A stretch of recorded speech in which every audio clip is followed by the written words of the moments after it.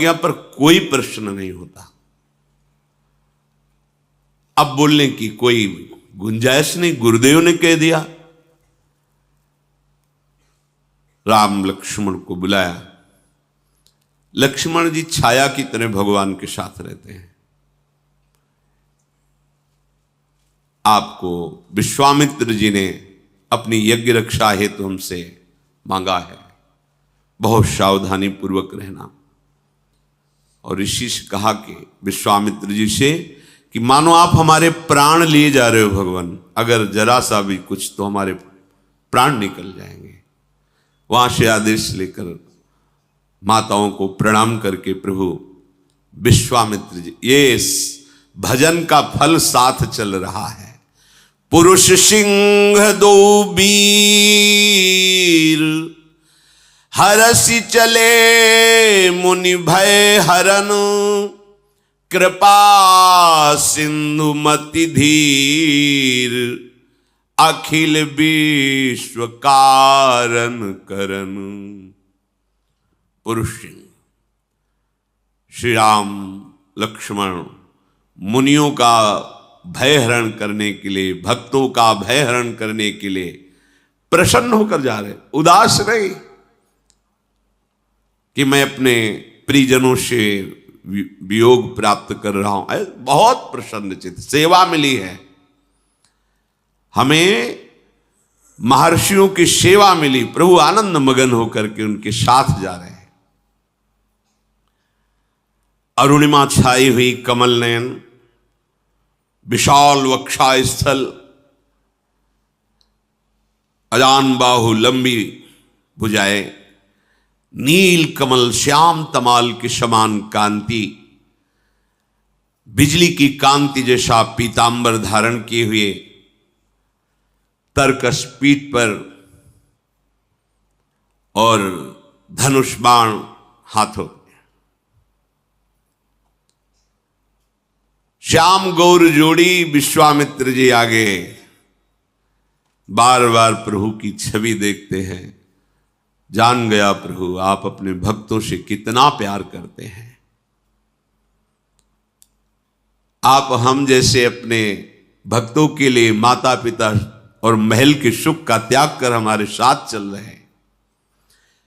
मगन होकर जा ही रहे थे कि भयानक आवाज आई। विश्वामित्र जी ने रुको। भगवान श्री राम जी ने कहा कि आवाज कैसी थी भगवान? बोले एक बहुत भयानक राक्षसी रहती है, वो गंध मात्र से जान लेती है कि कोई वन में प्रवेश किया, वही राक्षसी है। पहले को सामने दिखाई दी पर्वताकार राक्षसी, ताड़का नाम था। वो क्रोध में भर करके विश्वामित्र जी की तरफ और प्रभु की तरफ दौड़ी।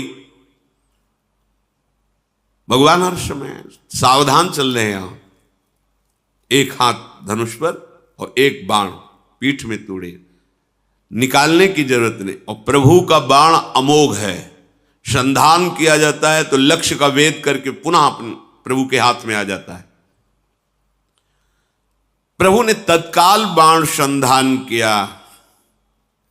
जे ही भगवान के बाण का स्पर्श हुआ, ताड़का अपने राक्षसी स्वरूप को छोड़कर भगवत स्वरूप को प्राप्त हो गई।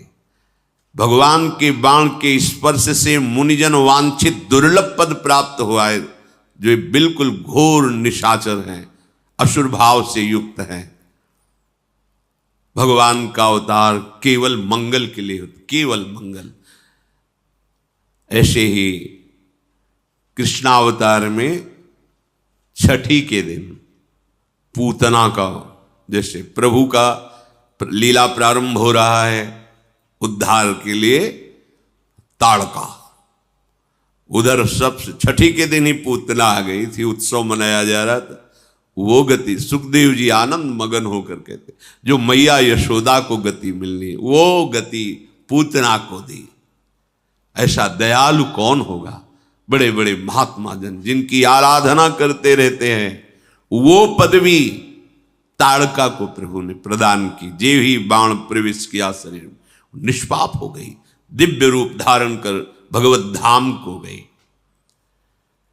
विश्वामित्र जी ने देखा, निर्भय हो रहे हैं विश्वामित्र जी, और बोले कि आज मैं तुम्हें ऐसी विद्या प्रदान करता हूं कि तुम्हें कभी भूख नहीं लगेगी और कभी प्यास नहीं लगेगी, कभी भूख प्यास नहीं लगेगी। ऐसी विद्या प्रदान की, तुम्हारे शरीर में अतुलित तेज और बल है, मैंने जितने दिव्यास्त्र सीखे हैं वो सब तुम्हें प्रदान करता हूं। वैसे तो सब प्रभु से ही प्रकट हुए, पर लीला में विश्वामित्र जी ने दिव्यास्त्र भगवान को प्रदान किए।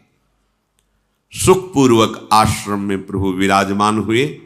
बहुत से ऋषि मुनि अपने अपने आश्रमों से आकर के प्रभु के दर्शन कर रहे हैं और आशीष देते हैं और निर्भय हो जाते हैं कि अब हम सब ध्यान भजन यज्ञ निर्भय होकर करेंगे, क्योंकि श्री राम लक्ष्मण रक्षा के लिए है।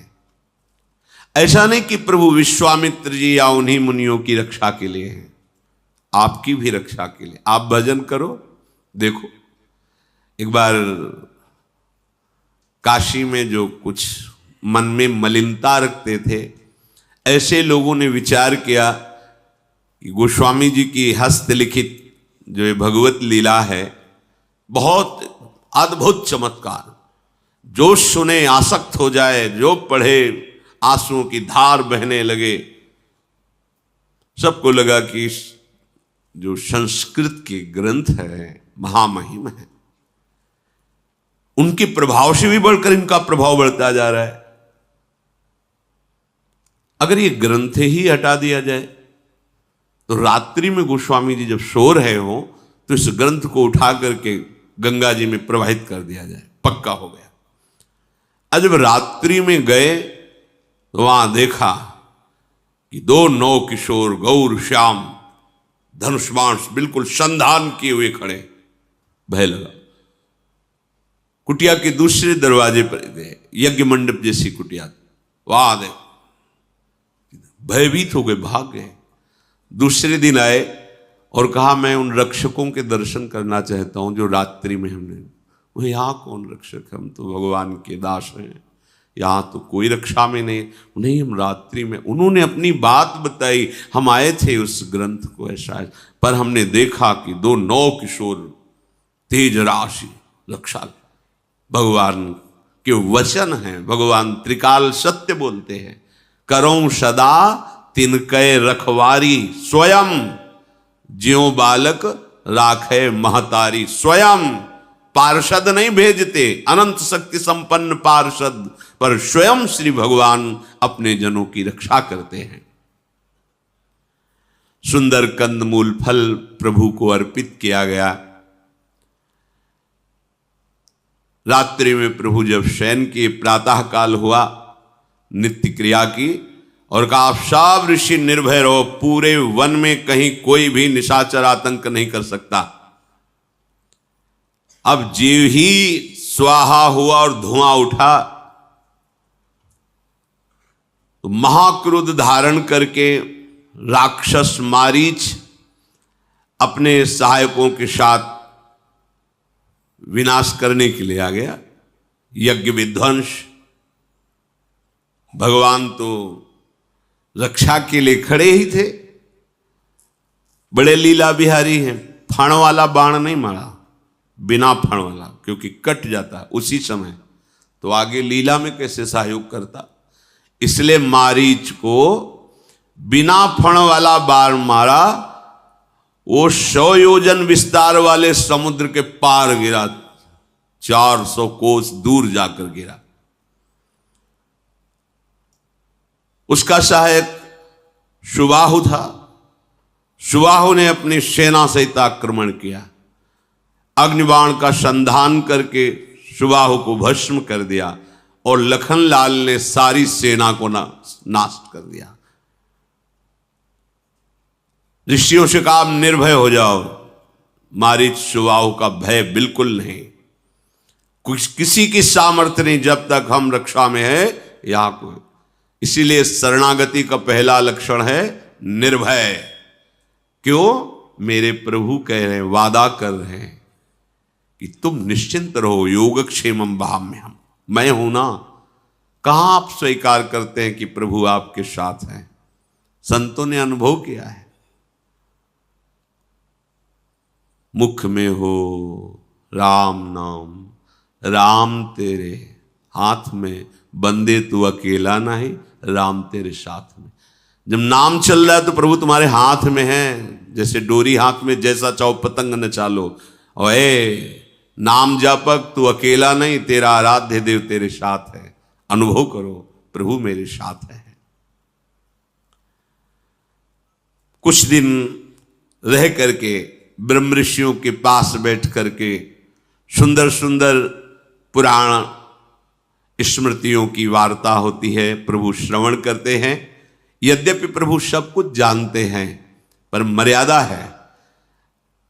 भगवत चर्चा और ये सब जानते हैं, पर ऐसा सुनने में लगना चाहिए नवम नवम, मानो मैंने पहली बार सुना है। ये भक्त रसिक का हृदय होता है। इतने में एक ऋषि ने आके सूचना दी विश्वामित्र जी को कि हे महामुनि, हमें सदानंद जी ने भेजा है। विदेहराज जनक के आचार्य हैं श्री सदानंद। उन्होंने कहा है कि बहुत सुंदर धनुष यज्ञ होने वाली है, आप उसमें सम्मिलित होइए, आशीर्वाद दीजिए, आप पधारिए। विश्वामित्र जी उनसे कहा मैं अवश्य आऊंगा। विश्वामित्र जी ने मुनि मंडली से कहा कि चलो परम ज्ञानी विदेहराज जनक का संग लाभ होगा और धनुष यज्ञ की शोभा का दर्शन करेंगे। प्रभु श्री राम और लक्ष्मण से भी कहा, जो आज्ञा कहकर प्रभु प्रसन्न हुए। समस्त ऋषि मंडली के साथ भगवान गौर श्याम जनकपुर के लिए पधारे। बहुत ही हरित वन, दौड़ दौड़ करके मृग मंडली आती है और भर नेत्र गौर श्याम जोड़ी का दर्शन करती, लखनलाल राम जी। उस वन के पशु पक्षी कृतार्थ हो रहे, पर आश्चर्य हुआ, जे ही आगे बढ़े तो देखा एकदम उजाड़, बीच में एकदम उजाड़, जैसे आग लग गई हो, निर्जन, कोई हरा पत्ता भी नहीं, और एक बड़ी शिला पड़ी हुई है। ऐसा लगता है पूर्व में यहां आश्रम था, पर सब नष्ट भ्रष्ट जैसा हो गया। प्रभु ने कहा कि इतना सुंदर वन और मध्य भाग में ऐसा प्रभु क्या, कोई जीव वहां प्रवेश नहीं कर रहा, कोई हरा एक पत्ता भी नहीं है, एकदम उजाड़, शोभाहीन, और एक विशाल शिला पड़ी हुई है। तब विश्वामित्र जी ने बताया कि ये गौतम ऋषि का आश्रम है। बड़ा अमंगल हो गया, तो उनके शाप के कारण ये सब श्रीहीन हो गया। क्या हुआ, क्यों शाप दिया गौतम ऋषि ने? तो बताया कि उनकी पत्नी जो अहिल्या जी थी, बहुत ही सुंदर, सर्वांग सुंदर, इतनी सुंदर थी कि अप्सराओं के मध्य में रहने वाले देवराज इंद्र को अप्सरा भी फीकी लगने लगी। और स्वयं आकर मृत्युलोक में जब देखा अहिल्या जी को, तो उनका हृदय गलत भाव से युक्त हो गया, काम भाव से युक्त हो गया। अब इतनी सामर्थ्य नहीं थी कि ऋषि के होते हुए वो गलत भाव लेकर आश्रम में प्रवेश करें। सही भाव से होता तो उनका पूजन भी होता। आदर कोई भी ऋषि हो, जैसे राजा पधारता है तो अर्घ आदि देना, ये शास्त्रीय सिद्धांत है। राजा के आने पर उसे भगवान को स्वरूप मानते, ऐसी ऋषि परम, वो ऋषियों के चरणों में प्रणाम करते, वो उनका आदर करते। फिर वो तो देवराज है, पर मन में कलुषता है, कलमुषता है, तो सामने जा नहीं सकते, अवसर देख रहे हैं। प्रातःकालीन ब्रह्म मुहूर्त में स्नान करने के लिए वो निकलते थे गौतम ऋषि। उसने अपनी माया से रात्रि में ही, उस समय कोई घड़ी देखने का तो था नहीं, मुर्गा आवाज दिया, मानो ब्रह्म मुहूर्त हो गया। मुर्गा की आवाज आई, उनको लगा कि ब्रह्म मुहूर्त हो गया, शायद ध्यानस्थ होने के कारण मुझे रात्रि का पता नहीं चला। और वो स्नान के लिए जे ही निकले तो गौतम ऋषि का रूप धारण करके देवराज इंद्र अहिल्या के समीप। अहिल्या जी ने कोई विचार ही नहीं किया, क्योंकि कोई शंका हो तो हो। इधर जब वहां जल के समीप गए तो वहां वरुण देवता के पार्षदों ने कहा कि आपके साथ छल किया गया है, इस समय तो मध्य रात्रि होने जा रही है, अभी आप ब्रह्म मुहूर्त का समय कैसे मान लिए? ये सब मायाकृत आवाज थी और आपके आश्रम में बड़ा ही छल भरा कार्य हुआ है और वो देवराज इंद्र कर रहा है। ऐसा सुनते कि इतनी ताकत, इतनी हिम्मत, हमारी कुटिया में अपवित्रता, सीधे मुड़े। वहां गए तो बड़ी शीघ्रता से भयवश निकल ही रहे थे देवराज। अब तो गौतम ऋषि के सामने गौतम ऋषि बने हुए देवराज इंद्र। गौतम ऋषि ने कहा छल का त्याग कर। तत्काल देवराज इंद्र के रूप में, तुम त्रिभुवनपति हो, तुम्हारा कार्य है पिता की तरह पूरे त्रिभुवन का पालन करना। एक हमारी पतिव्रता पत्नी को दूषित कर दिया तुमने, तुम्हें भग इतना प्रिय है, हाथ में जल लिया और कहा शास्त्र भक्त तेरे शरीर में हो जाए, 1000 योनियां तेरे शरीर में प्रकट हो जाए। अब तो चरणों में गिर, महाराज मेरी रक्षा करो, मुझसे गलती हो गई। बहुत प्रकार से विनय की। तब कहा जब भगवान श्री राम प्रकट होंगे और जब तुम उनका दर्शन पाओगे तो यही सहस्त्र भग, सहस्त्र नेत्र बन जाएंगे। जाओ।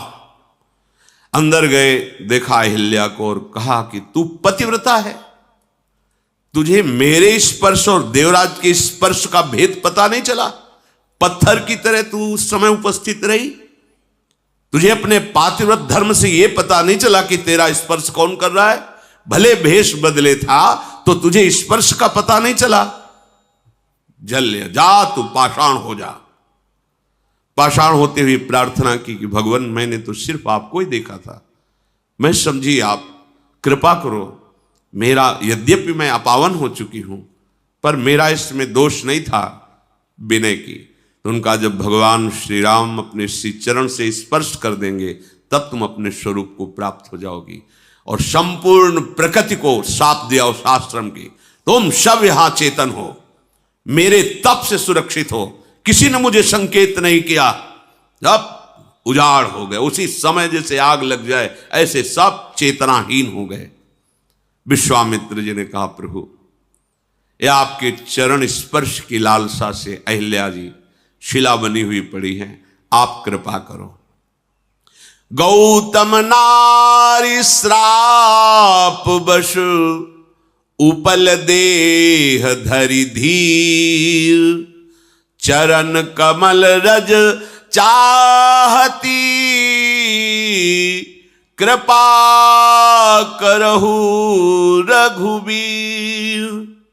हे रघुनंदन, आप अपने श्री चरणों से शिला का स्पर्श करो। विश्वामित्र जी की ऐसी आज्ञा हुई। भगवान ने करुणा करके अपना चरण बढ़ाया, जे ही स्पर्श किया परशत पद पावन, शोक नशावन, प्रगट भई तप पुंज सही, देखत रघुनायक जन सुखदायक, सन्मुख होई कर जोरी रही, अति प्रेम अधीरा पुलक शरीरा, मुख नहीं आवे बचन कही, अतिशय बड़ भागी चरणनि लागी, युगल नयन जलधार बही। जो ही प्रभु के पावन श्री चरणारविंद का स्पर्श हुआ, वो जो एक शिला पड़े, तत्काल दिव्य तेजोमयी रूप धारण किए हुए अहिल्या जी प्रकट हो गई। हाथ जोड़ा, हे अपने शरणागतों की रक्षा करने वाले, भक्तों को सुख देने वाले प्रभु। आंखों से अश्रु चल रहे, रोमांच हो रहा है, प्रेम की अधीरता बढ़ रही। आपने अमोघ कृपा की और चरणों में गिर पड़े। प्रभु के बार बार चरण स्पर्श कर रहे। दोनों नेत्रों से जो अश्रु बिंदु हैं, मानो अपने अश्रु बिंदु से अहिल्या प्रभु के चरणों को पखार रहे हैं। फिर धैर्य धारण किया। धीरज मन कीन्हा प्रभु कहूं चीन्हा, रघुपति कृपा भगति पाई। अति निर्मल बानी स्तुति ठानी, ज्ञान गम्य जय रघुराई। मैं नारी अपावन प्रभु जग पावन, रावण रिपु जन सुखदाई।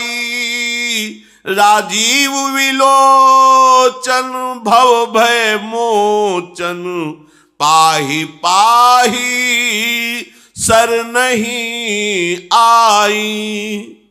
धैर्य धारण करके बार बार प्रभु श्रीहरि के रूप का पान कर रहे हैं। हे प्रभु, आप कृपा करके अविरल भक्ति प्रदान करें।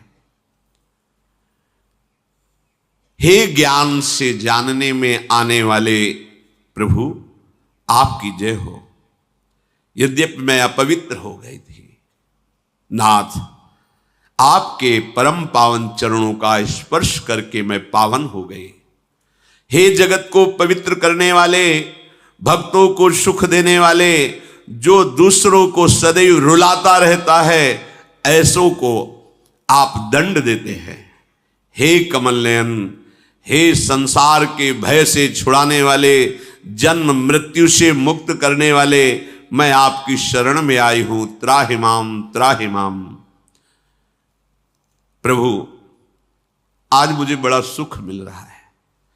मेरे प्राणपति मुनि ने जो मुझे शाप दिया, आज मुझे वरदान लग रहा है।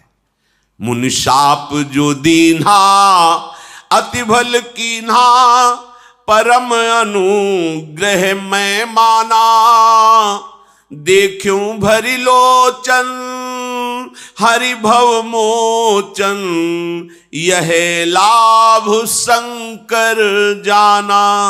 बिनती प्रभु मोरी मैं मति भोरी, नाथ न मांगूं बर आना। पद कमल परागा रस अनुरागा, मम मन मधुप करे पाना। जो मुनि ने शाप दिया, आज मुझे बहुत अच्छा लग रहा है, मानो मुझे वरदान दिया। बड़ा अनुग्रह मानती हूं अपने पति का, जो मुझे शाप दिया। क्योंकि संसार से छुड़ाने वाले, भवबंधन से मुक्त करने वाले, हे प्रभु श्री हरि, मैं आज नेत्र भर कर आपको देख पा रही हूं, देख ही नहीं पा रही, आपके चरणों का स्पर्श प्राप्त किया। भगवान शंकर जी सबसे बड़ा लाभ यही मानते हैं कि हरि का साक्षात्कार हो जाए, यह लाभ शंकर माना। मैं बुद्धि की बड़ी भोली हूं, बस नाथ मेरी एक ही विनती है, मैं और कुछ नहीं चाहती। अब केवल यही चाहती हूं कि मेरा मन रूपी भौरा आपके श्री चरण कमल का पराग पान करके उन्मत्त बना रहे, अर्थात आपकी प्रेम रस में मेरा मन डूबा रहे। आहा, मुझे आज कितना बड़ा सौभाग्य मिला। जेहि पद सुर सरिता परम पुनीता, प्रगट भई शिव शीस धरी। सोई पद पंकज जेहि पूजत अज, मम सिर धरऊ कृपालु हरि। यही भांति सिधारी गौतम नारी, बार बार हरि चरण परी। जो अति मन भावा सो बर पावा, गए पति लोक आनंद भरी। आहा, ये वही श्री चरण हैं जिनके धोवन से गंगा जी प्रकट हुई है। वही गंगा जी जिनको भगवान शंकर अपनी जटाओं में सिर में धारण करते हैं। आहा, ये वही श्री चरणारविंद हैं जो ब्रह्मा जी के द्वारा निरंतर पूजित होते रहते हैं। पुलकित हो रहे अहिल्या जी, हे कृपालु, आज कृपा करके उन्हीं श्री चरणों को आपने मेरे मस्तक पर पधराया। बार बार स्तुति, बार बार प्रणाम करके प्रभु के चरणों को पकड़कर, हे प्रभु, ये मेरा मन सदैव आप में अनुराग भरा रहे। तत्काल विमान आया और विमान पर बैठकर जहां गौतम ऋषि उत्तम लोकों में थे, वहीं अहिल्या जी अपने पति लोक को प्राप्त हुई। सब ऋषि जन विश्वामित्र जी के जो साथ थे बहुत आनंदित हुए और प्रभु के स्वभाव को देख रहे हैं।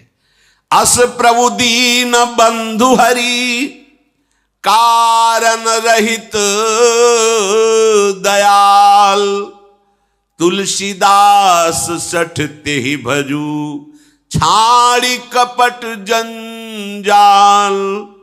कैसे हमारे प्रभु दीन बंधु हैं, दयालु हैं, अकारण दया करते हैं। कोई कारण नहीं दया का, अकारण हित करने वाले, दया करने वाले।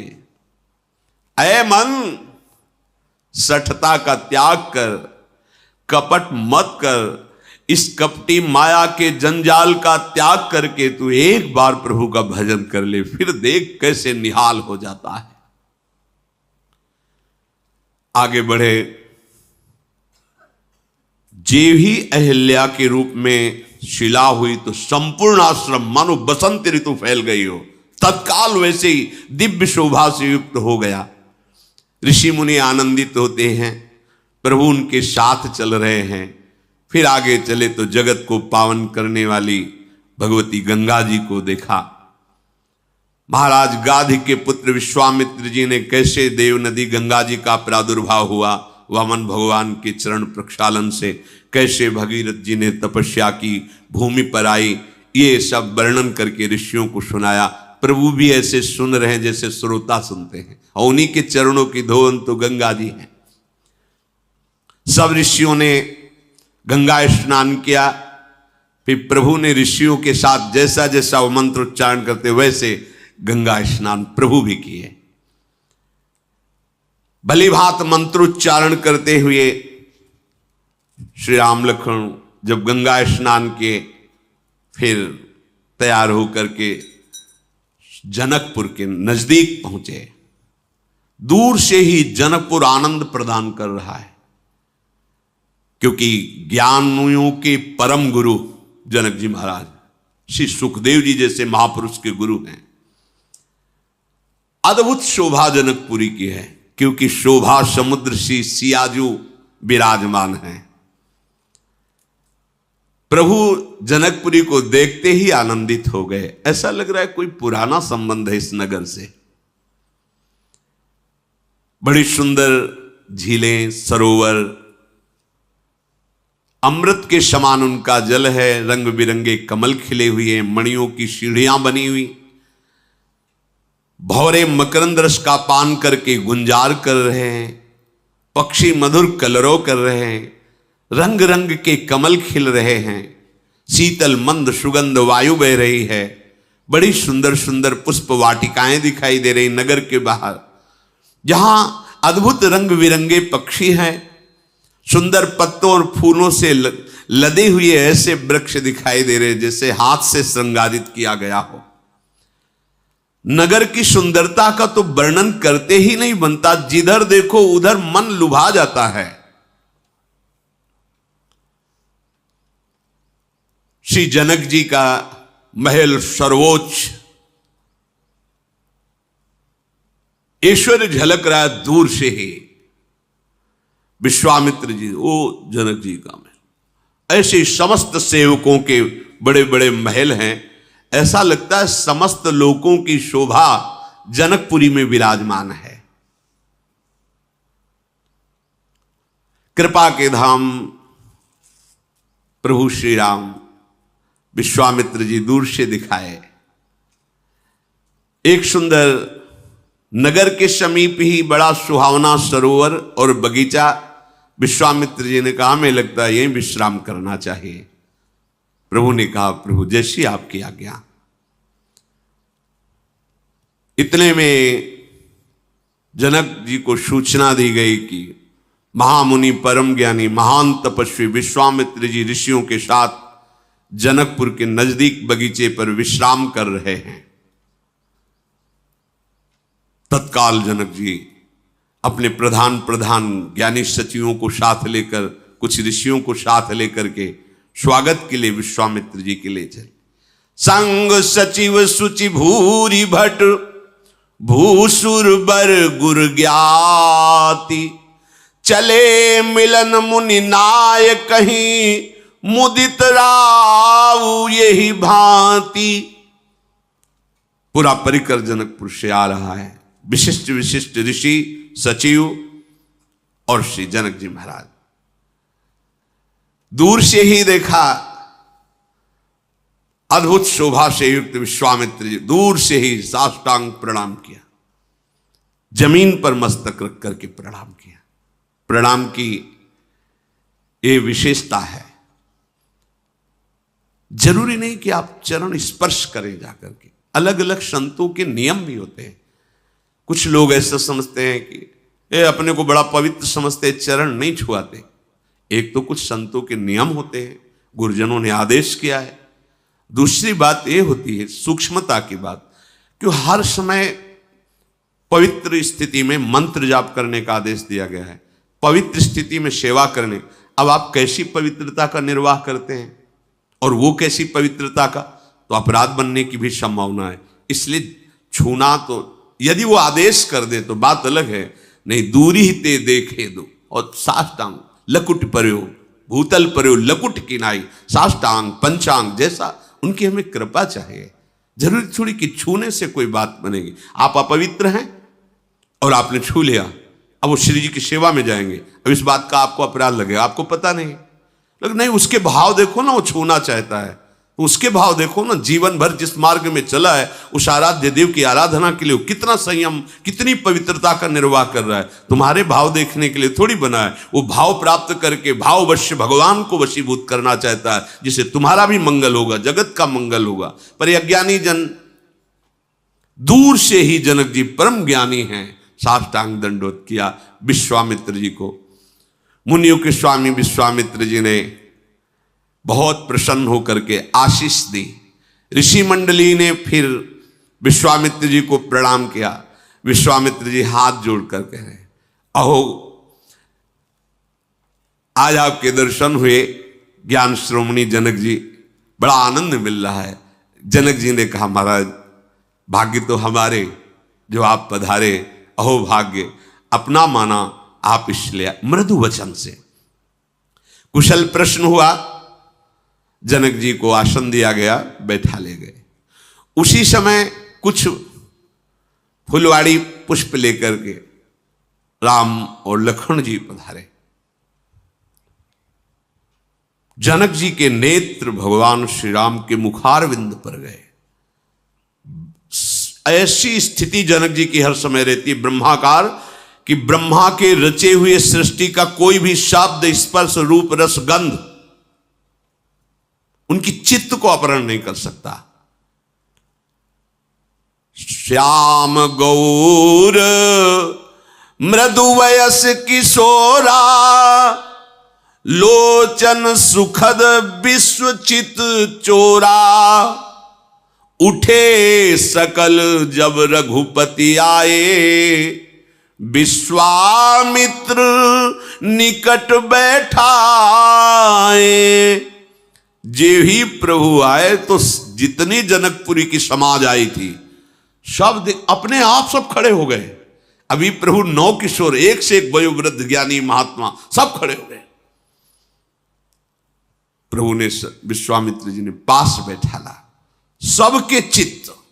और आश्चर्य है जनक जी की तो स्थिति ही बदल गई। सबके नेत्रों से अश्रु बह रहा है। रोमांचित हो रहे हैं। और जनक जी की तो स्थिति, मूरति मधुर मनोहर देखी, भयउ विदेहो विदेहो विसेखी। वैसे ही देव भाव रहित ब्रह्मबोध संपन्न महापुरुष अब तो प्रेम की दशा जागृत हो गई, विदेह और विदेह में हो गए। बार बार संभालना चाहते जनक जी अपने चित्त को। विश्वामित्र जी देख रहे हैं जनक जी की तरफ। प्रेम मगन मनु जानि नृप, करि विवेक धरि धीर, बोले मुनि पद नाई सिर, गद गद गिरा गंभीर। बार बार अपनी स्थिति को संभालते हैं, पर प्रेम विवस्था झलक रही है। हाथ जोड़कर विश्वामित्र जी से कहा कि ये कौन है? मुझे जो अनुभूति हो रही, जनक जी कह रहे हैं, कहो नाथ सुंदर दो बालक, मुनि कुल तिलक की नृप कुल पालक, ब्रह्म जो निगम नेति कही गावा, उभय भेष धरी की सोई आवा, सहज विराग रूप मनु मोरा, थकित होत जिमि चंद चकोरा, ताते प्रभु पूछो सति भाऊ, कहु नाथ जन करऊ दुराऊ। हे महामुनि, जनक जी ने विश्वामित्र जी से कहा, ये दोनों मुनियों के कुल के आभूषण हैं या किसी राजवंश के पालक नवकिशोर हैं? पर मेरा मन तो कहता है कि वेद जिसे नेति नेति कहते हैं, वो साक्षात ब्रह्म मूर्तिमान होकर मेरे सामने है। मैं अपने मन पर विश्वास करता हूं, क्योंकि मेरा मन सहज वैरागी है। पर इन्हें देख करके मेरा वैरागी ब्रह्मबोध संपन्न मन आसक्त हो गया। इनको देखकर ऐसा आसक्त हो गया जैसे चंद्रमा को देखकर चकोर हो जाता है। इसलिए मैं सत्य को साक्षी करके आपसे पूछता हूं, दुराव मत करना। क्या मेरा अनुभव सत्य है कि जिसे वेद नेति नेति कहते हैं वही ब्रह्म मूर्तिमान होकर मेरे नेत्रों के सामने विराजमान है? देखो, मैं आपको, हमारी स्थिति आप जानते हैं, क्योंकि विश्वामित्र महामुनि ज्ञानी, तो जनक जी तो विदेहराज भी है। कह रहे हैं जनक जी सत्य बताना, क्योंकि मेरा अनुभव कह रहा है, इन्हीं बिलोकत अति अनुरागा, बरबस ब्रह्म सुख ही मन त्यागा। इनको देखते ही मेरा जो ब्रह्मानंद में डूबा हुआ मन था, वो अब राम रूप में आकर आसक्त हो गया है। ऐसा नहीं हो सकता। त्रिभुवन का कोई रूप विदेहराज जनक को मोहित कर ले, ऐसा नहीं हो सकता। ये वही हैं जिसे वेद नेति नेति के कहकर कि ब्रह्म साक्षात मूर्तिमान।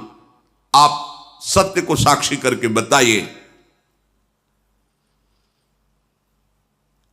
विश्वामित्र जी मुस्कुराए, कहा मुनि बिहसी, कहो नृपुनि का, बचन तुम्हार न हो अली का।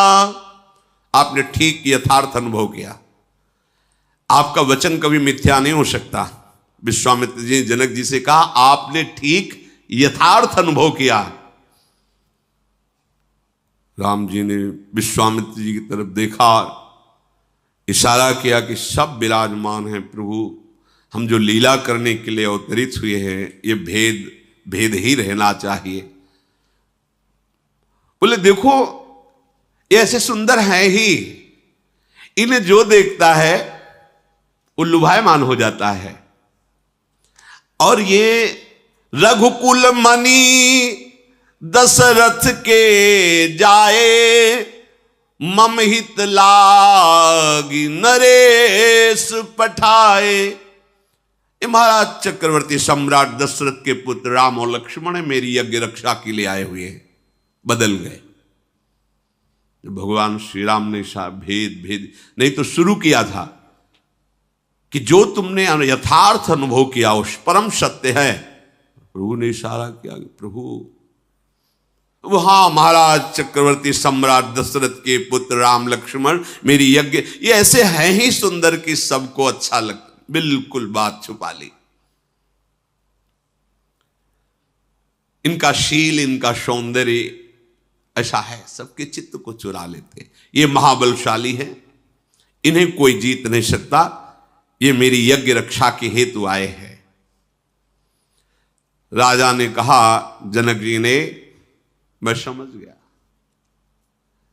अब मैं कह सकता हूं कि आपके चरण दर्शन से मेरा अहोभाग्य हुआ। ज्ञानियों की बात ज्ञानी ही समझते हैं। आपके चरण दर्शन और हाथ जोड़े विश्वामित्र जी की तरफ, मेरा अहोभाग्य हुआ और आपके कारण मुझे ये राजकुमार गौर श्याम का जो सौंदर्य है वो देखने बिल्कुल शायद कोई भी न जान पावे जो अन्य ऋषि जन आए हुए हैं कि कौन है। बड़ी परस्पर प्रीति प्रकट की विश्वामित्र जी और जनक जी महाराज ने। आनंदित होकर कहा, नाथ आज आपने हमें कृतार्थ कर दिया। बात करते विश्वामित्र जी से बार बार राम जी की तरफ उनकी शोभा को देख रहे, दृष्टि हटाना चाहते पर वो चित्त चोर ऐसे हैं कि बार बार दृष्टि जाती, पुलकित हो जाते, फिर हृदय को संभालते हैं और कहा, अच्छा महाराज आदेश कीजिए, और भी सेवाएं हैं क्योंकि धनुष यज्ञ है, बहुत से ऋषि मुनि राजा पदार्थ। हृदय को जो प्रेम से भर रहा था छुपा करके वहां से प्रणाम करके विश्वामित्र जी पूरे मार्ग में केवल राम रूप छा रहा है। ये है परम ज्ञानियों को भी आकर्षित करके बलात् मुनिमन मोहन विश्वमन मोहन अपने आए। इसीलिए ब्रह्मानंद भी फीका लगने लगता है जब इनकी रूप माधुरी प्रकाशित होती है। अब जो भी जनकपुर में आ रहा सबका स्वागत कर रहे हैं जनक जी, पर उनके हृदय देश में और मानस पटल पर प्रभु का रूप आसक्त कर लिया, अनुराग युक्त कर लिया। इधर प्रभु लक्ष्मण जी की तरफ देखा, विश्वामित्र जी से कहा, भगवान संकोचवश लखनलाल कुछ कह नहीं पा रहे, हम कह दे? हाँ हाँ बोलो।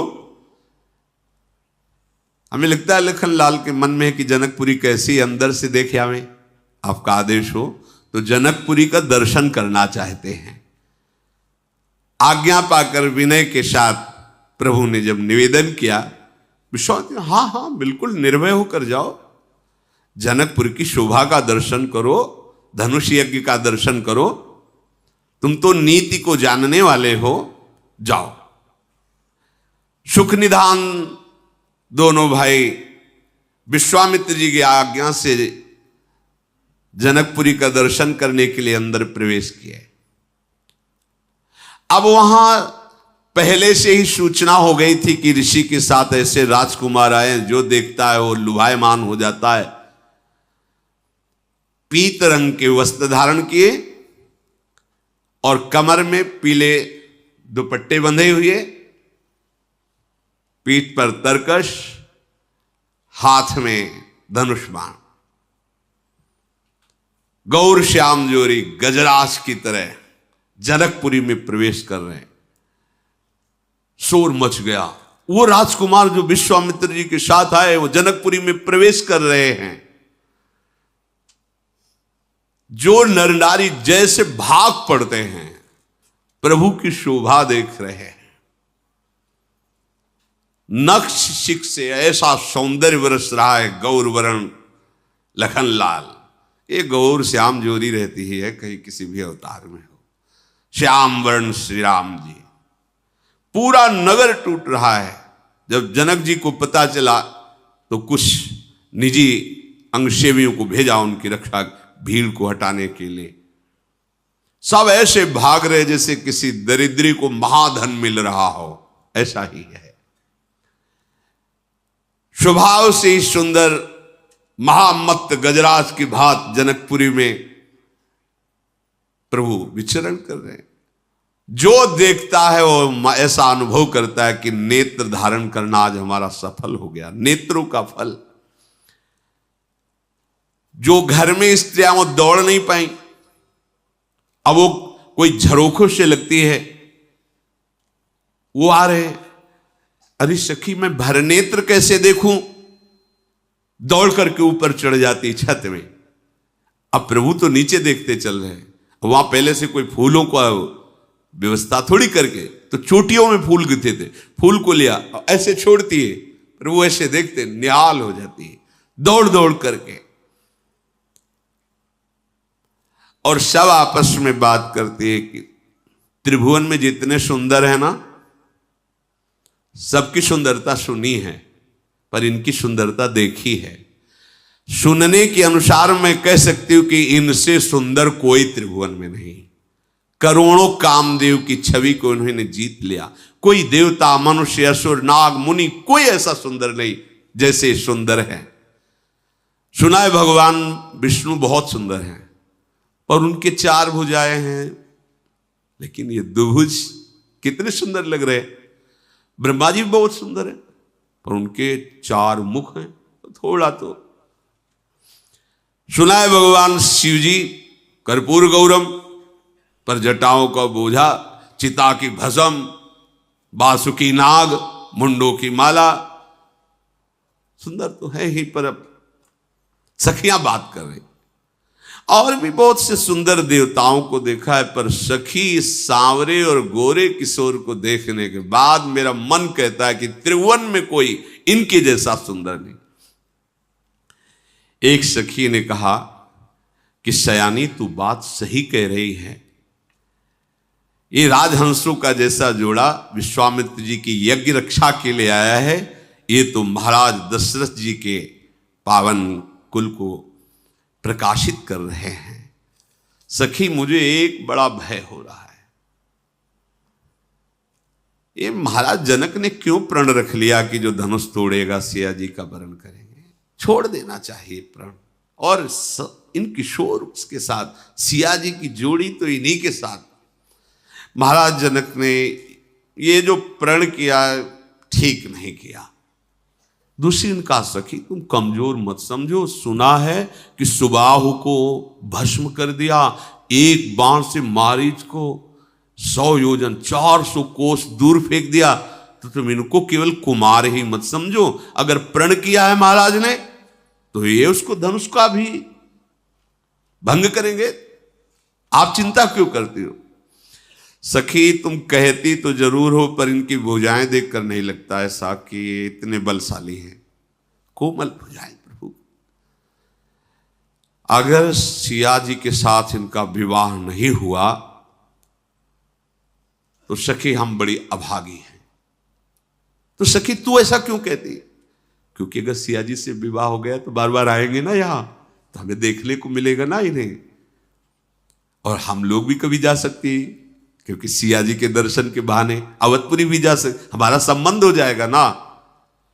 अगर मैंने पूर्व जन्म में या इस जन्म में कोई पुण्य किया है, हे दयु हे विधाता मेरी बात सुनो, राम जी का विवाह सिया जी से हो जाए। ऐसे नगरवासी आपस में। सयानी सखी कहती बड़ा समंजस है, जनक जी ये बात नहीं मानेंगे, बिना धनुष तोड़े विवाह नहीं होगा। अरे सखी तू भूल क्यों कर रही है? अभी अभी सुना है कि एक पाहन को चरण से स्पर्श किया तो अहिल्या के रूप में प्रकट हो गई। इन बड़े सामर्थ्यशाली हैं, ये भगवान शिव के धनुष को भंग ऐसे कर देंगे, तुम चिंता क्यों करती हो? नहीं सखी, हमारी जो सखी सियाजू है ना, इतनी सुंदर है तो उनको दूल्हा भी इतना सुंदर मिलना चाहिए। बस हम तो इस बात से घबरा रही है। स्त्री आपस में ऐसी बात कर रही, भगवान आगे बढ़े। कुछ जनकपुरी के नवकिशोर बालक दौड़ दौड़ करके आते हैं और प्रभु को छूने के लिए आपस में देख, ये बहुत सुखद है, बहुत सुखद, ऐसे दौड़ दौड़ के। और कहते हम आपको दिखाने चले, धनुष जा रखा है, यज्ञशाला बनी। प्रभु कहते हाँ हाँ, आप तो ऐसे दसियों नौ किशोर बालक दौड़ दौड़, देखो प्रभु यहां ऐसा, प्रभु ऐसे, प्रभु देख रहे, बड़ाई कर रहे हैं। सब शिशु यही मिशी प्रेम बस परसि मनोहर गात। देखो देखो ऐसे छूते हैं, आनंद मगन। ये सब महान भजनानंदी है जो शिशु रूप में है, भगवान का स्पर्श प्राप्त कर रहे हैं। तन पुल कही अति हरस ही देख देख दो भात। और प्रभु बालकों को भी ऐसे, हाँ अच्छा आप क्या दिखाना चाहते हैं, हम चलो वो दिखा रहे, अब ये दिखा, ऐसे सब दौड़ दौड़ के प्रभु को अपनी अपनी तरफ बुला रहे। और प्रभु जो बुला रहा है उसके साथ चले। हाँ बहुत सुंदर, जनकपुरी की शोभा का तो क्या कहना। अरे जिनके पलक झपकते अनंत ब्रह्मांड रच जाते हैं, उन प्रभु के लिए कोई शोभा देखने वाली है क्या? पर प्रभु उन बालकों की प्रशंसा करते हैं। आश्चर्यचकित होकर जो मंच बना है उसको देख रहे हैं, जहां पर धनुष विराजमान है।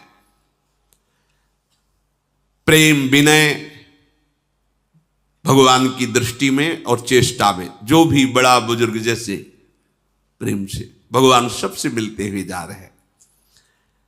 संध्या का समय, तत्काल प्रभु वापस हुए, स्नान आदि करके संध्या वंदन किया।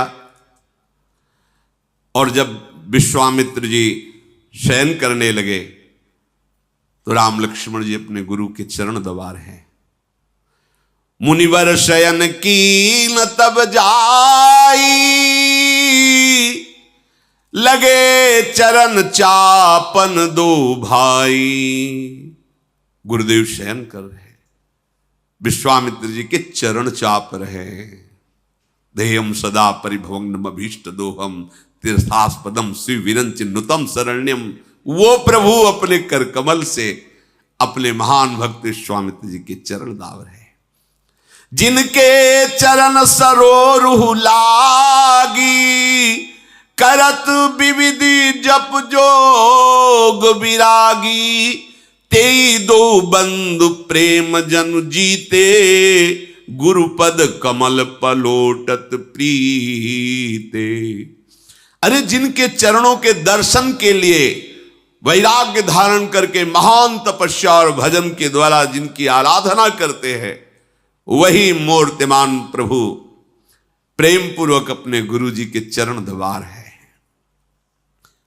फिर गुरुदेव ने आज्ञा करी, जाओ शयन करो। तो जब प्रभु श्री राम जी शयन कर रहे हैं तो लक्ष्मण जी उनके चरण दबा रहे हैं। चापत चरण लखन उर लाए, सभय सप्रेम परम सच पाए। फिर प्रभु ने कहा, तात आप भी शयन करो। तो श्री राम जी के चरणों को हृदय में रखकर लखनलाल शयन कर रहे हैं। रात बीती, प्रातः काल हुआ, सबसे पहले लक्ष्मण जी जगे। सेवक धर्म बहुत विचित्र धर्म है। सेवक सुख चाह नहीं, सेवक अपना सुख कभी नहीं चाह। लक्ष्मण जी सबसे पहले उठे। उठे लखन निश विगत सुनी, अरुण शिखा धुनि कान। गुरु ते पहले जगतपति, जागे राम सुजान। सबसे पहले लक्ष्मण जी उठे, फिर अपने गुरुदेव से पहले श्री राम जी उठे, फिर विश्वामित्र जी। सब समस्त दिनचर्या की युगल किशोरों ने और पवित्र होकर फिर मुनियों को मस्तक, सब ऋषियों को प्रणाम किया। फिर आज्ञा भई, प्रातःकालीन देव अर्चना के लिए पुष्प लाइए। दोनों युगल किशोर राम लखन, जनक जी की पुष्प वाटिका देखते ही मन लुभा जाए। लताएं वृक्षों का आलिंगन की झूम झूम करके पुष्प ऐसे नवीन पल्लव, मानो हर वृक्ष हर लता राम जी को बुला रही, हमसे पुष्प लो आकर के, हमें कृतार्थ करो आकर के। कोयल, पपीहा, मोर, चकोर, तोता, ये मीठी बोली बोल रहे हैं, मानो प्रभु को यश गान करके सुना रहे हो। और जैसे जैसे प्रभु बढ़ते हैं, मयूर आकर नृत्य करते हैं। चातक कोकिल कीर चकोरा, कूजत बिहग नटत कल मोरा। मोर नृत्य करे, प्रभु पधारे हैं। उस बीच पुष्प वाटिका में बड़ा ही मनोहर सरोवर है। सुंदर सीढ़ियां, मणियों से जटित, जल एकदम स्वादिष्ट निर्मल, रंग बिरंगे कमल खिले, पक्षी जल पक्षी कलरव कर रहे, भ्रमर गुंजार कर रहे। प्रभु को बड़ा सुख मिल रहा है। पुष्प लेने के पहले चारों तरफ दृष्टि डाली तो देखा वहां जनकपुर की उस पुष्प वाटिका की सेवा करने वाले माली जन हैं। प्रभु उनके पास गए और कहा, हमें अपने गुरुदेव की पूजा के लिए कुछ पुष्प चाहिए, मैं ले सकता हूं? उन्होंने अनुमति दिया। ये देखो, मर्यादा पुरुषोत्तम भगवान श्री राम की प्रत्येक चेष्टा अनुकरणीय है। अगर हमें कहीं कुछ भी एक पत्ता भी लेना है, अगर वहां उसका अधिकारी है तो आज्ञा लेना जरूरी है, नहीं फिर चोरी माना जाता है। अगर खुला वनस्पति किसी के अधिकार में नहीं है तो आप ले सकते हैं, लेकिन अगर किसी का बगीचा है तो उसकी अनुमति ही लेनी होगी। स्वयं भगवान चहुदिश चितई पूछ मालीगन, लगे लेन दल फूल मुदित मन। आज्ञा हो तो कुछ पुष्प गुरुदेव की सेवा के लिए, हाँ हाँ आप ले सकते हैं। प्रभु फूल लेने के लिए जे ही आगे बढ़े तो नूपुरों की ध्वनि, करधनी की ध्वनि, कंकण वलय की ध्वनि, चूड़ी की ध्वनि, और ऐसा लगा कि मानो मदन ने दुंदुभी बजाई हो विजय प्राप्त करने के लिए भगवान से। जैसे युद्ध में पहले बाजे बजते, नूपुरों की ध्वनि सुनकर प्रभु श्री राम का मन कुछ होता जा रहा है, पसीने की बूंद आने लगी। लक्ष्मण जी की तरफ देखते हैं पर फिर प्रभु सावधान होते हैं। क्यों? सिया जी पधारी पुष्प वाटिका में ही सरोवर के समीप गिरिजा जी का मंदिर है, पूजन करने, क्योंकि धनुष यज्ञ है कल, तो देवी की आराधना करने आई है। सर समीप गिरजा गृह सोहा, बरन निजाय देख मनमोहा। सब सखियों ने पर्दा किया, सिया जी ने सरोवर पर स्नान किया और गिरिजा जी के पूजन के लिए उधर एक सखी पूजन के लिए पुष्प लेने गई थी। उसने जे ही देखा प्रभु श्री राम लक्ष्मण को, विकल हो गई, ऐसा रूप प्रभु का। अब वो बार बार कैसे चलूं, कैसे नेत्र हटाऊं इनसे, पर पूजन के लिए सिया जी को पुष्प पहुंचाना है। बहुत हिम्मत करके, आंसू बह रहे हैं, रोमांच है, शिथिल एकदम, कहां कदम पड़ रहा है कोई सुधी नहीं। सिया जी ने दृष्टि डाली उस सखी के ऊपर, कहा, सखी ये क्या? तासु दशा देखी सखिन, पुलक गात जलु नैन, कहु कारण निज हरस कर पूछै सब मृदु बैन। ये तुम्हारी दशा कैसे हो गई सखी? तुम्हारी आंखों से अश्रु बह रहे, रोमांच हो रहा है, तुम देह भाव विस्मृत किए हो, ये क्या? इतना आनंद तुम्हें कैसे मिल गया? उसने कहा कि जब आज्ञा से पुष्प वाटिका में पुष्प लेने गई तो मैंने रूप देखा है, रूप, आंसू की धार। श्याम गौर किम कहों बखानी, गिरा अनयन नयन बिनु बानी। ऐसा रूप देखा है कि जिसने देखा उसके वाणी नहीं कि बोल पावे। नेत्र ने देखा उसके, और वाणी जो बोल रही उसने देखा नहीं, तो हम वर्णन कैसे? बस इतना कहती हूं कि देखने योग्य है, देखना चाहिए। सुनि हर्षी सब सखी सयानी, सिय ही अति उत्कंठा जानी। एक कहे नृपसुत ते आली, सुने जे मुन संग आए काली। सियाजू के हृदय में एक अलौकिक आकर्षण हो रहा है। तो हम भी देखें चल के उस रूप को। हाँ, हमने सुना है विश्वामित्र जी के साथ 2 राजकुमार आए हैं, शायद वही होंगे। चलो चलते हैं देखने के लिए। जिन्होंने पूरे नगर को मोहित कर लिया है वही पुष्प वाटिका में आए होंगे। बरनत छवि जहां तहां सब लोगू, अवश्य देखिए देखन जोगू। चलो चलो, वो देखने योग्य। जैसे जैसे सियाजू चरण आगे बढ़ा रहे हैं, हृदय में कुछ घबराहट सी हो रही है। एक प्रेम की होती है, एक व्याकुलता पैदा हो रही है। तासु बचन अतिशि यही सुहाने, दरसि लाग लोचन ललचाने। चली अग्र करी पिय सखी सोई, प्रीति पुरातन लखई न कोई। बार बार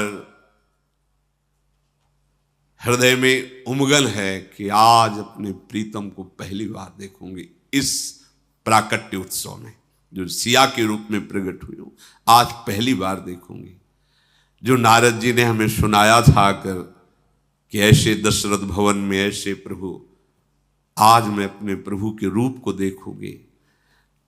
चकित हो रही, बार बार नित्य चंचल। और उस सखी से इशारे से किधर किधर। प्रभु लक्ष्मण से जी से कहते हैं कि ऐसा लग रहा है कि हमको चैलेंज दे रहा है कामदेव। ये मदन ऐसा लग रहा है कि वो धुंध भी बजा करके मुझे परास्त करने की कोशिश कर रहा है। अचानक दृष्टि पड़ी तो अस कही फिर चितए ते ही ओरा, सिय मुख शशि भय नयन चकोरा। प्रिया प्रीतम का मिलन। प्रिया सिया जी, प्रीतम राम जी, वो भी देख रहे किधर किधर। अचानक दृष्टि राम जी और भय बिलोचन चारु अचंचल, मनो सकुच निमित जे दिगंचल। अंचल, चलना बंद हो गया नेत्रों का। एकटक रूप माधुरी का युगल पान कर रहे। सीता जी के रूप को देख करके प्रभु की जो हृदय में प्रेम, महान प्रेम समुद्र प्रभु है। बस ऐसे लंबी सांस खींचते हैं, शांत हो जाते हैं, कोई वचन नहीं निकल रहा। फिर लक्ष्मण जी से कहते, लक्ष्मण ऐसा लगता है कि सुंदरता जिनके अंश से सुंदर होती है, वो सुंदर साक्षात मूर्तिमान होकर हमारे सामने है। मैं किससे इनकी उपमा दूं? सब उपमाएं फीकी लगती हैं। प्रभु सियाजू के मुखचंद, सियाजू प्रभु के मुखचंद, और अपने शब्द दोनों की जय जयकार। देखते रहो कल फिया की चर्चा। श्री राधा वल्लभ।